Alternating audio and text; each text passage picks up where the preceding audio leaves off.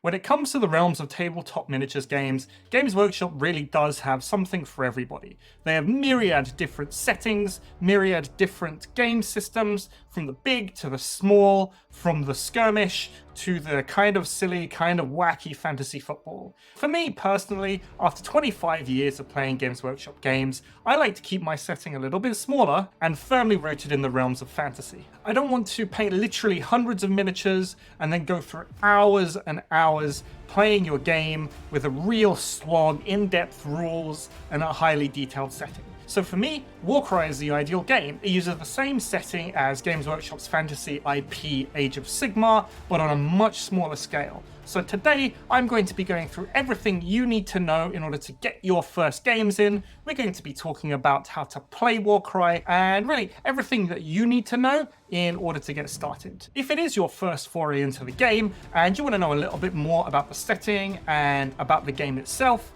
I put together a how to start video which will pop up somewhere here, which you can take a look at, and if you're in two minds about getting started, I hope it will help you make a more informed decision. Let's talk about how to play Warcry.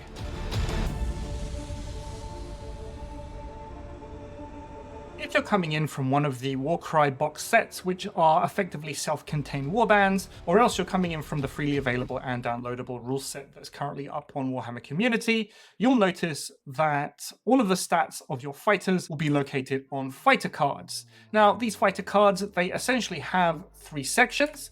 The first section talks about the defensive stats of your fighters. It will talk about how far it can move. It will talk about how tough your fighter is and how much punishment it can take before it goes down.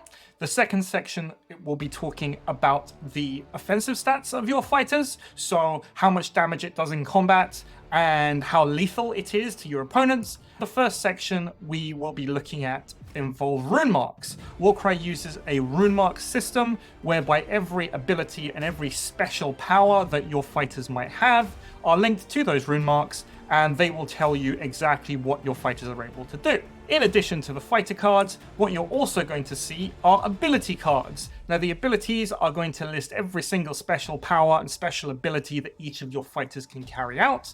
You'll be able to see the rune marks on the left-hand side for those fighters to see which abilities they can use. And to give a quick example, we have the different rune marks available on that fighter we were just talking about. You can see that we have the Gorger Moorpack rune mark, which means it has access to the ability Bounding Leaps. And then on top of that, it has access to Glimmer of Consciousness and Agonizing Roar.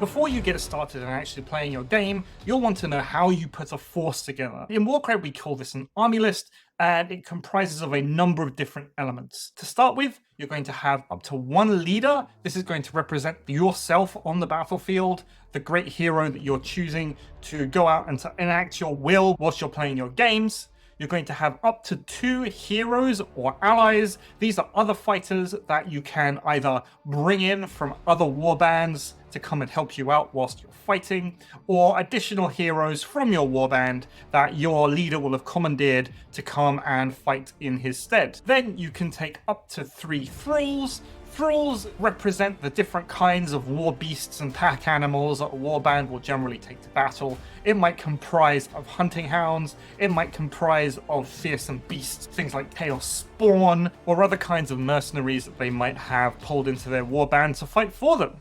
Additionally, you're going to be allowed up to 1 monster. These represent really big, really damaging, massive fighters that your leader has press ganged into fighting for you. They'll be very expensive. They will use up a lot of your resources, but they'll be very impactful on the battlefield and while you're playing your games. Finally, you're going to take up to 14 of your in-faction fighters. These really represent the rank and file of your troops, and they're going to make up the bulk of your warband.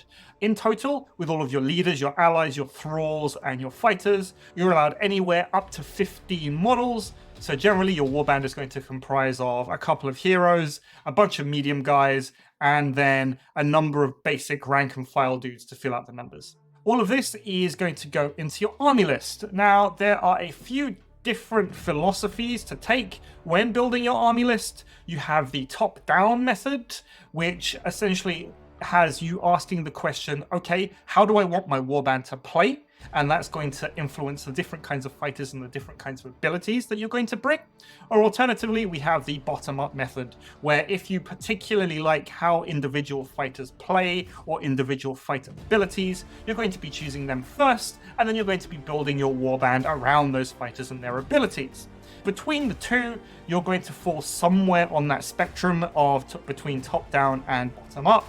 Me personally, I like to have an idea of what I want my warband to achieve during my games, so I'm very much in the top half of this, but the main thing to remember is that there are no real mistakes that you can make whilst putting your warband together. A lot of different things will feed into your list building, so for example, if you're playing in events, the different kinds of missions that you're going to play, maybe your local play group, what kinds of fighters and what kinds of warbands your friends are going to be playing, and even down to the things like the different kinds of terrain. Is it going to be very dense? Are you going to be fighting in and around trees in a woodland, or are you going to be fighting on the wide open blasted plains of the Chaos Wastes?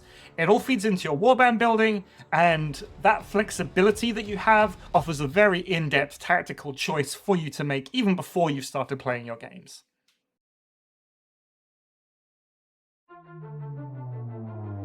Before you start your game, you're going to have to split your warband and your force into 3 distinct groups. These are going to be the dagger, the hammer, and the shield. The only real thing that you need to remember about splitting your warband into your dagger, hammer, and shield is that the groups have to be as even as possible. So for example, if you're running an 8-man warband, you're going to have 2 groups, 3 fighters, and 1 group of 2 fighters to bring up your 8. Where exactly you put your fighters in your dagger, hammer, and shield will really depend on the kinds of missions that you're going to be playing. Your missions, as we are going to see, all have different parts of the battlefield where your dagger, hammer, and shield are going to come on. So that, again, that's another tactical choice for you to make to decide, okay, I want my dagger to come on first because it's very fast, it's very hard hitting, or else I want my hammer, for example, to come on a bit later on. I've got a number of damaging fighters where I really want them to be able to impact the game and live out through the rest of the turns.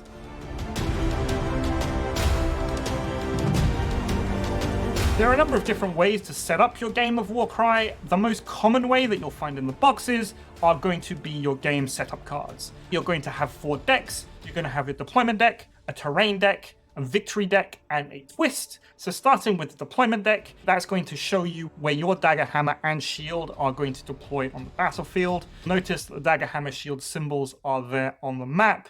It'll tell you exactly how far those deployments are away from each other. The only real thing you have to remember for this is that your deployment zone is a point on the battlefield, and all of your fighters have to set up wholly within 3 inches of that point. Next, what you're going to do is you're going to draw a card from the terrain setup, and this will basically tell you exactly where the terrain is going to be placed on the battlefield. Alternatively, you don't really have to follow this if you don't want to. I fully encourage you to use whichever terrain that you have, set them up in a nice pleasing way, just try and make it as fair as possible for the 2 players.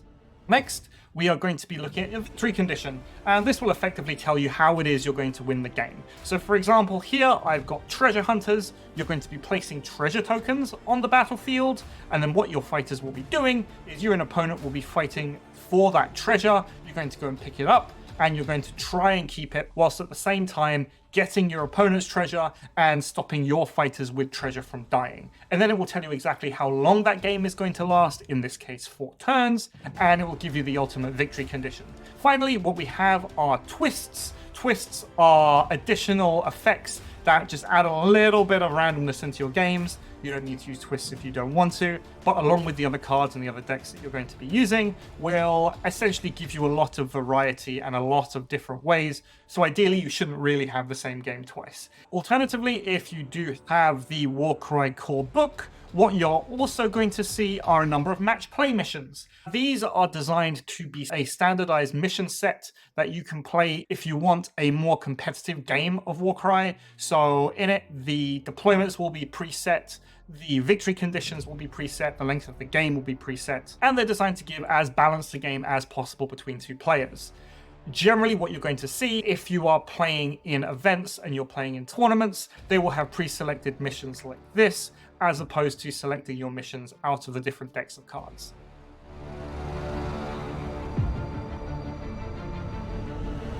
The first step of playing your game is the initiative phase. And in the initiative phase, both you and your opponent are going to be rolling 5 dice. These in effect are going to manage how many abilities you can use during your turn, and will also be able to determine who's going to be able to go first or second during that turn. So, for example, we have 2 rolls here, player 1 and player 2. They both roll their 5 initiative dice. We're using the double, triples, and quads concept in our games of Warcry, where if you roll 2 of the same, it's called a double. If you roll 3 of the same, it's called a triple. 4 of the same, it's a quad, etc. And where singles are unmatching dice. Player 1 has rolled 2 doubles and 2 singles, and player 2 has rolled 1 triple, a double, and a single. The dice that you're rolling here will determine how many abilities you'll be able to use in game. Abilities, generally, you will have to discard doubles, singles, or quads to be able to use. So the toss-up between the amount of match dice you have and the amount of singles that you roll will generally be a deciding factor during your turns. To determine who goes first, the general rule is that whoever has most singles has the choice to activate first or second, and if both player rolls an equal amount of singles, you're going to be rolling off to get that priority to choose who activates first. In this case, player 1 has rolled more singles, so he is going to get priority. But Warcry also uses a wild dice system, so in addition to the 5 dice that you're going to be rolling, every turn you're going to be getting an additional wild dice, and you'll be able to use this wild dice to make additional singles, doubles, triples, and quads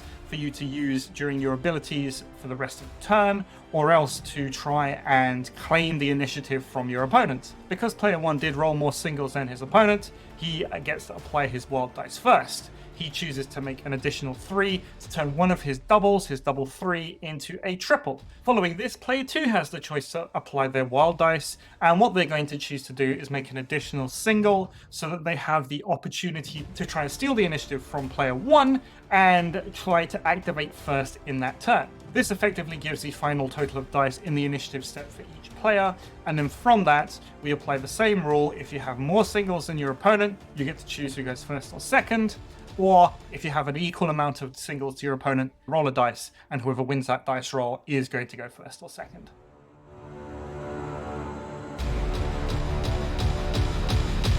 In the deployment cards, you have different deployment areas for your dagger, hammer, and shield. In the reserve phase, any fighters who are going to be coming on later in the battle round, and you'll be told this by what's going on the actual card, they get to come on. So for example, if it's round 2, you will see that the hammers are going to come on round 2, and the shields are going to come on round 2, with the daggers starting on the field for the first turn. If it is the first turn, of course, you won't have a reserve phase, but what you will be doing is you're going to be deploying the groups that you're told to on your deployment cards.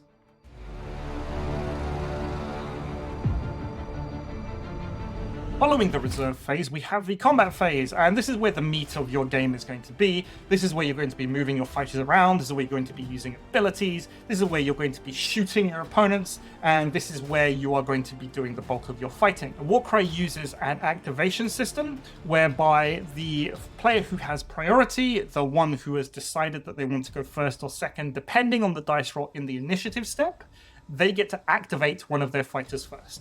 And when you activate a fighter, what you're going to be doing is you're going to be choosing that fighter, and then they can do up to 2 actions during their activation, and those actions can be move, attack, disengage, or wait. Once you've carried out your activations and you've decided what your fighter is going to do for that turn, and that fighter does them, then the priority moves over to your opponent. They get to pick one of their fighters, that fighter gets to make 2 actions, and you go back and forth until both players are out of fighters to activate.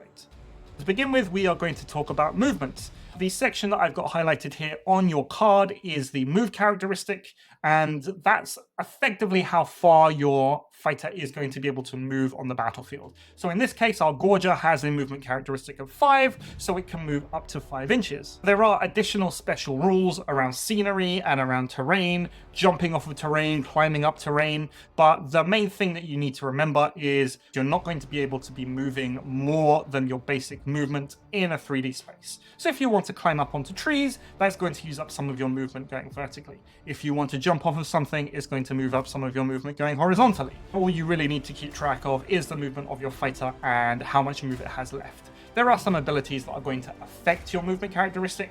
Some from your opponent might slow down your fighters, some of your abilities might speed them up, but the core is all there on your fighter cards. The next thing that your fighter is going to be able to do during his turn is to attack. And for this, we're going to be looking at this section of the fighter card. There are basically 4 elements. The first one tells you the range of the attack, so how far away your opponent is going to be for you to be able to attack them. This Gorger, for example, has a 1-inch range, so it has to be relatively close. Some fighters have missile weapons, some bows, and they're going to have a longer range that might be much higher. The second is the amount of attack dice you're going to roll. Generally, the higher the better. This Gorger is pretty good. He's going to be rolling 5 dice to attack his opponent. Next is going to be the strength of the attack, and this is going to represent how easily your fighter is going to be able to do damage to your opponent. And finally, what we have are the actual damage characteristics of the attack. So how many wounds your fighter is going to be doing to that opponent per attack. You'll notice there are 2 sections under the amount of wounds. One is for normal hits, and one is if you roll critical hits, which we're going to talk about right now. So to perform an attack action, assuming you're in range, what you're going to be doing is you're going to be comparing the strength of your fighter to the defense of the target fighter. In this case, our Gorger is strength 4, and if he was fighting another Gorger, he would be going against toughness 3. The rule of thumb here is that if you have higher strength than your opponent's toughness, you're going to be wounding on 3s. If you have equal strength to your opponent's toughness, you're going to be wounding on 4s. And if you have lower strength when compared to your opponent's toughness, you're going to be wounding on 5s. The Gorger in this case has higher strength than the target fighter, in this case, again, another Gorger. And what it's going to be doing is going to be rolling a number of attack dice equal to its attack's characteristic, in this case 5. We can see that this Gorger has managed to roll pretty well. It's managed to score 2 hits on a 4 and on a 5, and it's managed to score a critical hit on a 6. Anytime you roll with your attack dice a natural roll of a 6, it means that you critically hit, and you're going to be applying the second damage characteristic to your opponent's fighter. So in this case, our Gorger has 2 hits and 1 crit. If we look at the damage characteristic, its basic attacks have damage of 3, and its critical attacks have a damage of 6. So then all we do is we total up the amount of damage. In this case, 12. We're going to be doing 3 each from our hits and 6 from our critical hits. And in the case of attacking another Gorger, you're going to be reducing its amount of wounds by the amount of damage you've taken. And that's basically it. You carry on attacking and you carry on applying damage until your opponent's fighter has 0 wounds remaining. In this case, the Gorger can take 30 wounds because he's big, he's a big tough monster. But once they don't have any wounds left, you remove them from the battlefield and they are taken down. The next thing that you are able to do is disengage. And if you are in a fight that you don't particularly want to be in, you're allowed to disengage from that fight and move away. This disengage, it acts just like a normal movement, with the caveat that you can only move up to 3 inches, and that movement must end more than 1 inch away from enemy fighters. This gives a lot of tactical scope during your game. Maybe you want to pile in around upper enemy fighters to stop them from disengaging. If you manage to get into combat with your opponent's fighters, they can't just freely move away. They have to do the disengage action, and that wastes any additional movement that they might have. And the final thing that you can do during your turn with one of your fighters is to wait. Effectively, what you're doing is you're giving up one of your actions for a chance to activate later on in your turn. I mentioned that fighters have 2 actions that they can perform during their activation, and if you wait on your first action, it means that later on, after other fighters have activated, you'll be able to activate that fighter again. Now, it has given up one of its actions to do its wait action, so that does mean that when it activates, it'll only have 1 action it will be able to do, either move, attack, disengage, or wait again.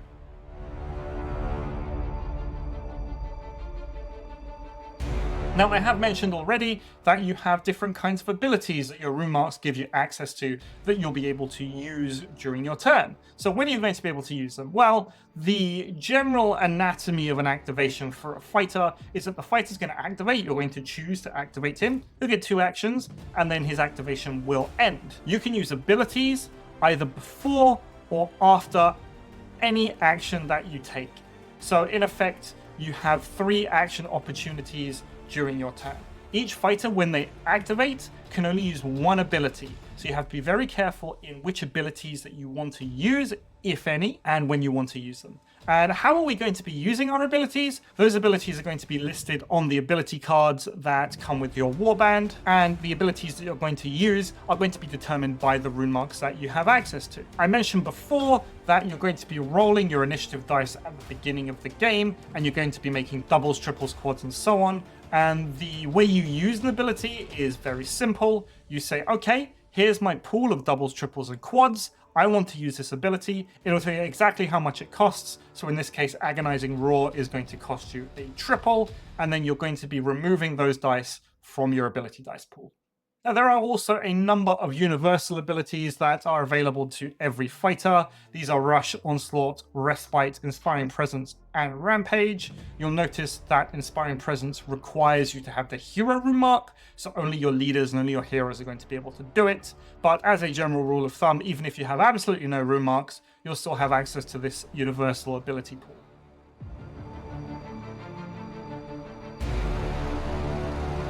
In addition to actions, you have access to reactions. The reaction for your faction will be listed on the cards that you get with that faction. You'll be able to see some examples of this with the Gorgon Warpack and the Wilder Corpse Hunters warbands here. And in addition, just like abilities, you'll have access to a number of universal reactions. In this case, counter, take cover, and strike them down. Reactions are fairly simple. The reaction wording itself will tell you exactly when you need to use the reaction. So in this case, with counter, a fighter can make the reaction after they're targeted by melee attack, but before the hit rolls are made. And then it will tell you exactly what the effect of that reaction is going to be. So in this case, when your opponent is missing you, you're going to be doing damage back to them. The important thing to note about reactions is that when you use them, you're going to be reducing one from the amount of available actions that your fighter has when they activate. So for example, if you have an unactivated fighter, it gets attacked, decides to use the counter reaction for one of those attacks. When it then next gets to activate further down the line and further down the turn, it will only have one action that it's going to be able to make.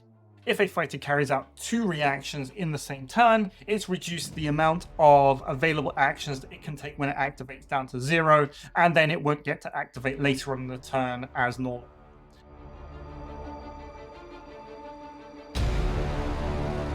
The turn is going to continue on with alternating activations. You activate one of your fighters, your opponent activates their fighter until you're both out of fighters to activate, and then you're going to go through a number of turns that's listed on the victory conditions of the particular mission that you're playing.